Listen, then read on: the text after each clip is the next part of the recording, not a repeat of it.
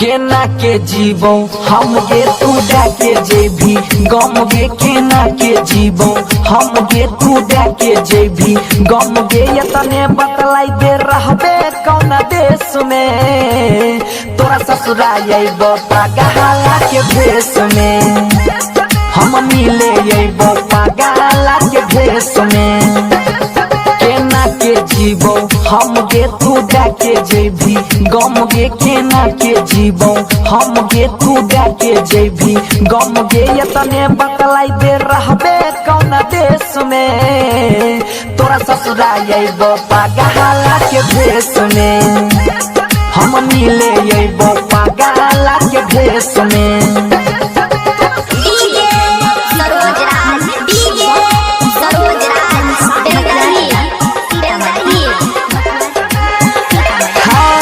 मारी लेबो चाकू दिल में हाथ लेबो चीर गे तोरा खातिर बह न जाइबो छौरिया फकीर गे छौरिया फकीर है। मारी लेबो चाकू दिल में हाथ लेबो चीर गे तोरा खातिर बह न जाइबो छौरिया फकीर गे। बचपन के छियो याद गे हम करैली हो प्यार गे बचपन के छियो याद गे हम करैली हो प्यार गे घुट घुट के जी हमले बहु गे कलेश में तोरा ससुराल अइबो पागला के भेष में हम मिले अइबो पागला के भेष में।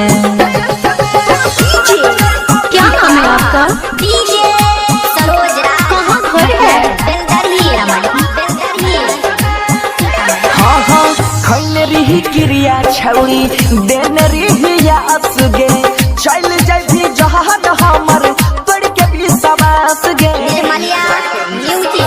हाँ खैले रही क्रिया छौरी देन रही आस गे चल जाबी जहान हमर तोड़ के भी सवास गे। कहै छौ बनसी धर गे सुधीर के जइमे घर गे कहै छौ बनसी धर गे जइमे सुधीर के घर गे सोनू अजैया फसतौ बड़का केस में तोरा ससुराल अइबो पागला के भेष में हम मिले अइबो पागला के भेष में।